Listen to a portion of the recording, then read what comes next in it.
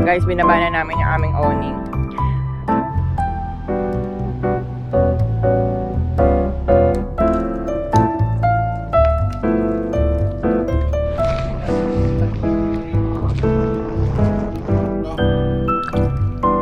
Lagyan na natin yung ibang dahon.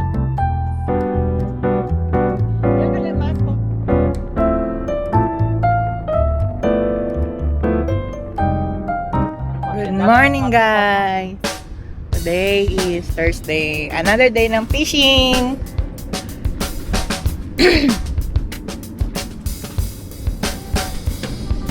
Kahapon nandito marami kami nahuli. Mga 4 na malalaking bangus.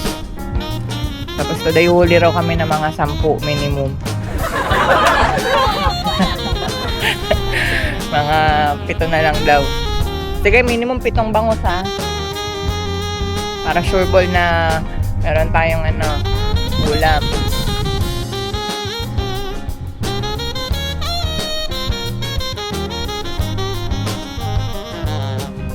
Ayun po, nakahagis na. Nakahagis na ng kanyang tinapay. More fish, more fun.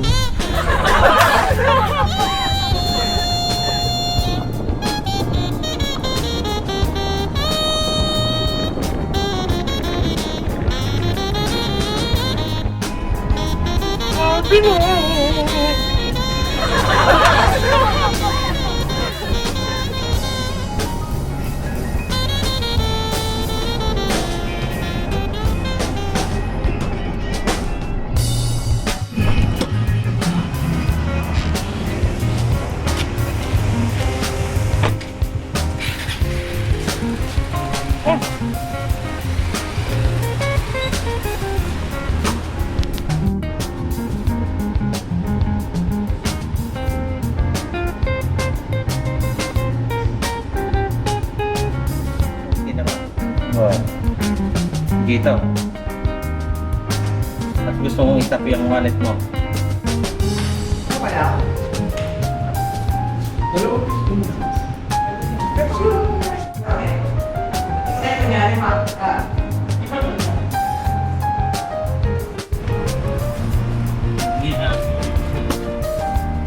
ako ay passenger princess today.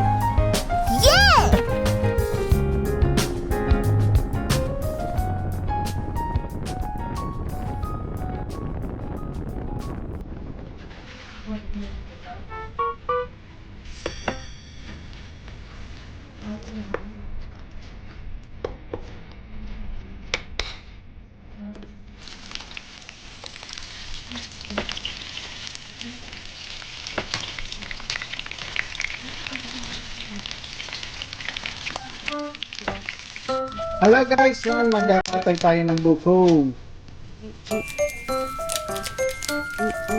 Nabili namin to sa Neto. Araw.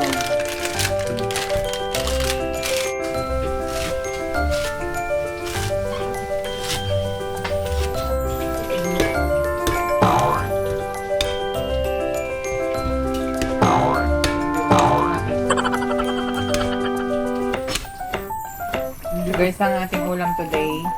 So, kagaling lang namin doon sa, sa Alsora, sa Ajman. So, today wala kaming huli, guys. Unfortunately, wala kaming huli. Kaya ito, nagluluto na tayo ng tanghalian. Actually, marami pa kaming ibang ulam. Meron pa kami ditong hotdog, steamed hotdog. And then, meron pa kaming gulay. Upo na may daing. Hello guys! Kain po tayo! Ito, ulam ko, upo, and chicken gasantes, and nuggets, and rice. Ang sarap po magluto ng kapatid ko, kaya dito po ako lagi kumakain. Hindi ko nakikikain. Si Daddy ay nagluluto ng soup number 5. Yan guys, ito lalagay ko na, napakulong ko na. Hindi ko na picturean eh. Sorry guys.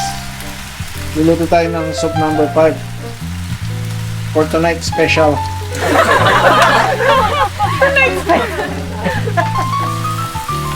special ulam today. Ginisa ko sa sibuyas, luya. Ayan.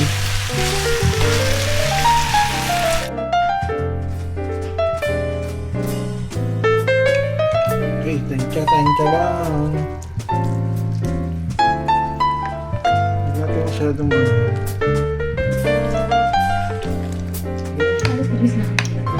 Ayan guys, kumakain na kami. Hindi na namin ang video ng maayos. Gutom na. Tanghali na, hapon na yan, alas 4 na. Sarap. Yan. Ito na yung finished product ni Daddy. Ayan guys, malambot na. Yan yung bat. Malambot na siya. Masusunod po. Wow.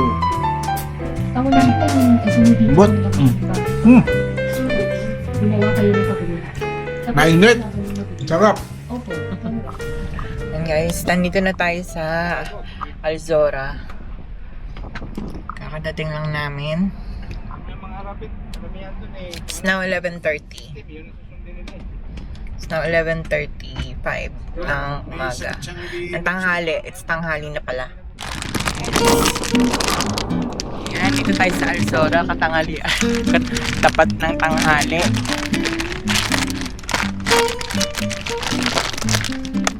Sana may mahuli kami guys, kahit dalawa lang. Para may pandagdag kami sa collection. Collection ng mga bangus. Ayan, kuya, muli tayo kahit dalawa lang ha. Patuloyin natin kahit isa lang ang Para may dagdag tayo sa collection ng mga bangus. Patuloyin natin para masigurado yung isa. Ah, sige, tatlo na. Bati na natin.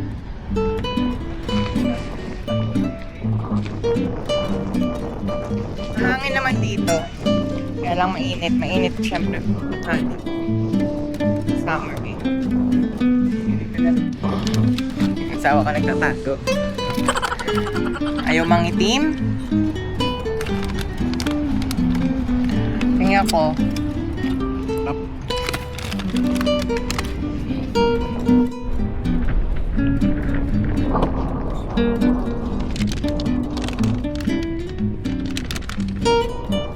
Ito guys, binaba na namin yung aming awning. At talaga namang napakainit. Para kahit konting lilim, meron naman kami masilungan. Ayun na, nilipat na yung sombrero ko sa sobrang hangin.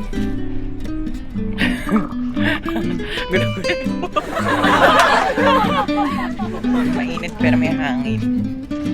Ito, time check. Mag-alas 2 na. Wala pa rin kaming huli guys. Guys, kain tayo. Nagutom na kami. Yan. Kami ng pagkain doon sa Hardee's. Nag-order na lang kami sa Hardee's kasi nakalimutan namin magdala ng pagkain. Busog pa kami kanina kasi. Ayan, kain tayo. Sandwich muna. Hanggang sa dulo ng mundo. Matagal na, yung Facebook na yan. Yung pangalang ano din. Ayun o, may lumulutang na bangus o. Ayun o, gumagalaw ya o. Ayun o. Nasa malapit nga. Ano ba? Nagis nga ba yun? Parang ano, hindi, parang ulo. Ulo. Hagis niya ba yun? Ulo. Nakahagis niya lang ba? Kahagis lang. Hangis lang. Wrong pala, wrong. Sorry. It's a prank. Ako nag-dive ng bangus. Guys, yung aming mga nahuli ng mga nakarang araw. Actually, nabawasan na to. Yung iba pinamigay na namin. Kasi hindi din naman namin makukain lahat. Sobrang dami ng mga bangus. Yan. So, ito binabad ko siya ngayon dito sa asin, salt water. Kasi lalagay ko siya sa ano, gagawin ko siyang sardines, Spanish sardines with black beans. Yan. So, ngayon nag-request si Jacob na mag-fry ng ilang pirasong fish. So, mag-fry ako ng ilang pirasong mga.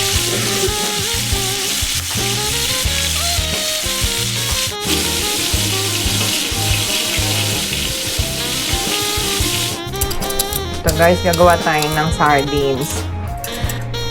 Yung ating mga pinaghuhuling bangus lately, ngayon ay atin ng, sisintensya.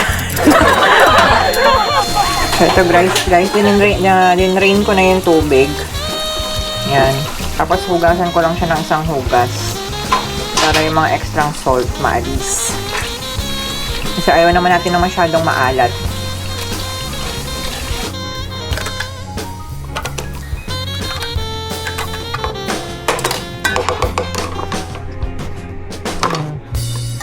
So, lalagyan ko siya ng black beans. Tapon ko muna yung sabaw ng black beans. Tensya na guys, makalat na ang aking kusina. Then, hugasan natin kasi maalat to. Kailangan banlawan natin yung black beans.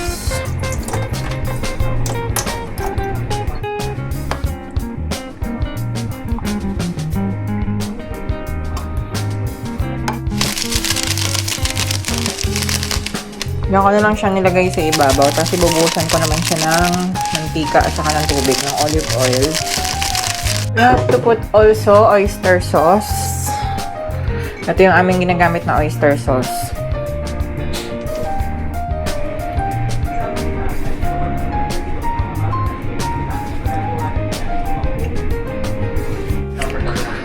Ito guys, lalagyan natin ng olive oil. Ito yung ating ilalagay na olive oil. Bertini olive oil. Extra virgin olive oil. Yan. So, ito lang ginagamit ko pag whenever I make Spanish sardines, I use pure olive oil and water lang.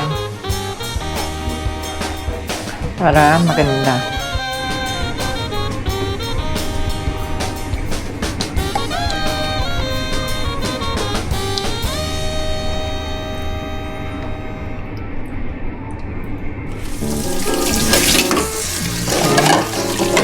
Nakakalimutin ng ating mga pinagkalatan. Mga ginamit natin pang luto.